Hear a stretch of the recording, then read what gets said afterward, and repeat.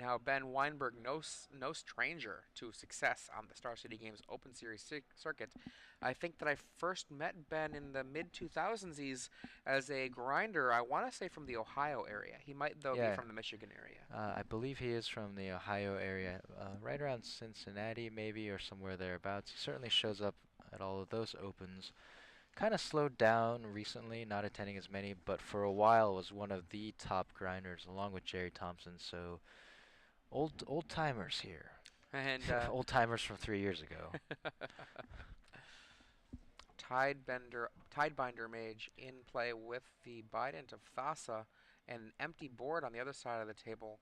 This is a very dangerous situation for Jonathon Cheng. Not only is his life total low, but every single hit from a creature represents another card for Ben Weinberg.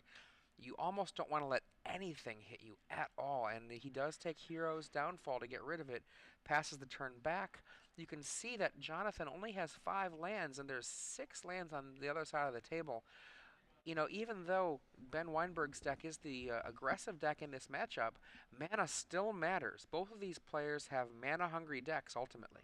I'm surprised at how low Jonathan's life total is, because we see in the graveyard there, is that just two Tidebinder mages? What is that third card? Well, that's 2 Tidebinder Mages in the graveyard, but there are 2 Mutavaults in play as well. Yeah, good point. The Mutavaults probably have been attacking as well.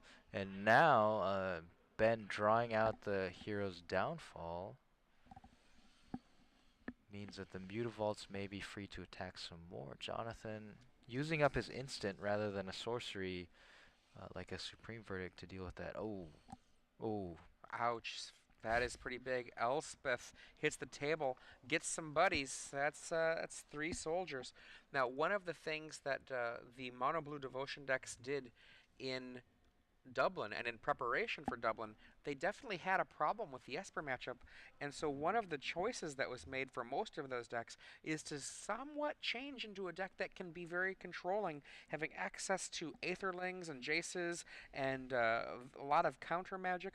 This deck has access to 2 Jace Architect of Thought after sideboard and 2 Jace Memory Adept, in addition to the 4 Gainsays and Dissolve, so a lot of counter magic, but no Aetherlings, so he's going to have to fight either fairly with his creatures or fight with planeswalkers. But it's really, there we see Thassa. Yeah, so Thassa's a start. the 3 soldier tokens from the Elspeth forcing Ben to hold his Mutavaults at bay, and instead he just commits a Thassa God of the Sea to the board along with a Bident, so current devotion to blue is 3. Now he can activate Mutavault and make it unblockable. I am a little bit surprised maybe that he didn't do that turn. Jonathan with Thoughtseize gonna take a look at Ben's hand, and it's a Gainsay, and it gets discarded. So Ben Weinberg now hellbent, no cards in hand, and a Detention Sphere on Oh, Thassa. wow. I mean, Jonathon Cheng's life is rapidly diminishing. He's down to 5, but without that Thassa there, And without the unblockability, yeah. these tokens now again can stand in the way of the Mutavaults. Jonathan maybe even thinking about attacking here. Not into 2 active Mutavaults. That's not going to work. No, he's going for it. He goes for Maybe he's got an Azorius charm that he's going to use on a potential blocker. That's a Or maybe possibility. he's just going to, like we see, yep, he loses the 2 Just creatures. He's just fine to get in the 1 just damage, wants to apparently. do 1 damage. Wow. That's pretty aggressive. That. Very aggressive. All right, Chekhov. I think that's the reference you're making. No, close though. Oh, okay. Close. I was. Whoa. And now, if you're wondering what's happening here, we have a little bit of darkness because the venue's lights have been turned down. That's not our lights. The venue is turning off the lights on the Yeah. ceiling.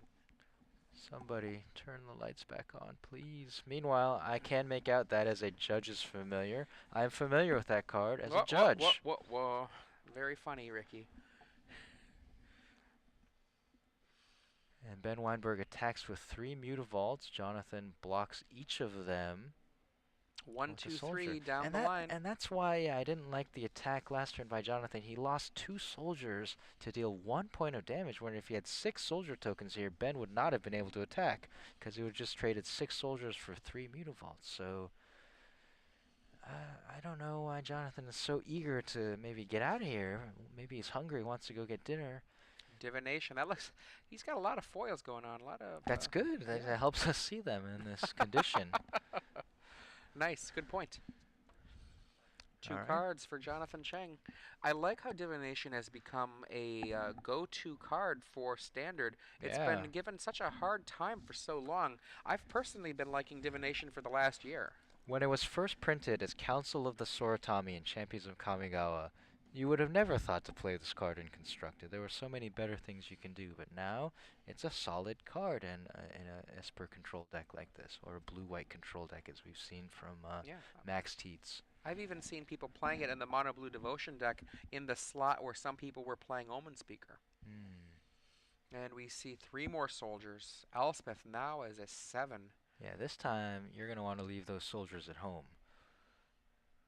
Those 3 Mutavaults threatening, you can maybe trade with 2 of them, or... Detention Sphere on the Judge's Familiar. Alright. And pass it back here to Ben Wienburg. He wishes he could Detention Sphere the Mutavaults. There are very few cards for a Esper deck to directly interact with the land of Mutavault. He can interact with it as a creature. Yeah, Hero's Downfall is one of them, but we saw Jonathon forced to use that earlier on a Tidebender Mage just as we joined the action here. Look how costly. You brought this up. That 1 damage that he did to Ben Wienburg. Ben Wienburg not at 20s, at 19, but at the cost of 2 soldiers. But the Elspeth now with 7 loyalties, threatening to go ultimate next turn. So Ben's going to want to attack again, so at least if Jonathon makes the choice to go ultimate, he won't have any soldiers to pump up. The emblem is +2/+2 and flying for all creatures. No! Ben Wienburg says go. I wonder, Ben Wienburg's deck does have Cyclonic Rift. Look at that mana he's got out there. 1, 2, 3, 4, 5, 6, 7. So what could happen here is if Jonathon tries to go for the emblem and then attack with the soldiers, Ben Wienburg may overload Cyclonic Rift, returning all the soldiers to his hand, and then Jonathon will have an empty board. Even if Jonathon Cheng just goes this more safe play of dropping down more soldiers, he can still, at the end of turn, fall prey to a Cyclonic Rift should Ben Wienburg have it in hand. Yeah, Cyclonic Rift can still just return the tokens and the Elspeth at this point. And the Detention Spheres. Oh, what is under the first Detention Sphere? The most recent one was on Judge's Familiar. Thassa and Judge's Familiar. Okay. Yeah. And what is that? Gainsay and Doomblade. And a Pithing Needle. This is off of Jace, Architect of Thought's Well, -2 ability. Wow, he says Pithing Needle or no. And Jonathon Cheng says or no. That means that now, even if Ben Wienburg has a Cyclonic Rift in his hand, Jonathon Cheng now has a Gainsay. So that's not going to work. We see the Bident. This is in main phase 1. Ben Wienburg says, guess what? All of your creatures have to attack. Now, 3 of them do not have to attack because they are summoning sick. Is it possible that we missed Ben activating the Bident on that turn when Jonathon made that attack with the 3 possible. soldiers? You know, I don't remember. It's possible that Bident was activated. Yeah, I don't think it was, but it's very possible. And now the lights are coming on in an awkward hue. This is... I feel like... it's a little psychedelic, man. And we see a little bit of Mutavault action. They're getting in there, block, eat those soldiers. Welcome to the StarCityGames.com Open Series featuring the Invitational Dudes. This is the one and only Ricky Hayashi. I actually like the way that the logo is popping out now and almost glowing.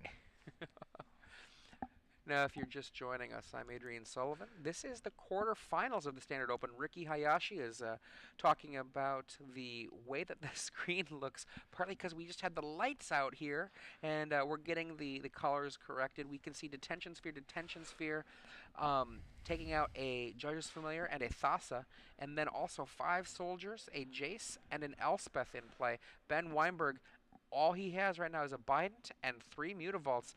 Gainsay stops a Jace of Ben's own, and Ben now, he's got to figure out what to do with this game. It's starting to creep away from him. I don't know if there's anything he can do. There's 5 soldier tokens, and Elspeth capable of ultimating and keeping a loyalty to keep making soldier tokens. The color returning to the feature match table, color returning to my face. I was actually holding my breath that whole time. I'm afraid of the dark. And the Mutavault's attacking here. Are they attacking Jonathon's life total or possibly going after a Planeswalker? Well, either way, Jonathon Cheng, um, he has possible defenses here. Remember, with an emblem, +2/+2 and flying to all creatures, Ben Wienburg wouldn't die to the strike back, but he would be pretty darn close. So we see finally a Mutavault Trade. die. 3 dead soldiers, 1 dead Mutavault. Pass the turn. 2 soldiers left. He's going to untap with those. He can either make 3 more soldiers or finally ultimate and get an emblem. We see he drew Jonathon Cheng, draws another Gainsay. All the protection in the world. He's got several other cards in his hand. No, he's going to attack for 2 and then make 3 more soldiers. Playing it safe here. We'll see what he does with his Jace. Architect of Thought. Probably a +1. Passes it back. So Ben started to untap there. It's possible Jonathon said go and then quickly said go Jace +1. And look at that Or hand. He's got another detention sphere in hand. I think I saw a Gainsay as well. Jonathon Cheng looks like he's gotten to the point of having a far away. Yeah. I mean, if he goes for it here, that will kill Ben Wienburg. He can, and there he goes. Emblem. Give that man an emblem. Give that man a big pat on the back. He's about to move on to the semifinals. And that is it. Ben Wienburg defeated by Jonathon Cheng. Jonathon Cheng's Esper Control deck is the 7th seed. You can see Ben Wienburg not happy with that result. It's never fun losing, but he was so close to victory there. He was close. We joined the action. I think Jonathon was in single digits, maybe 7 life, down to 5.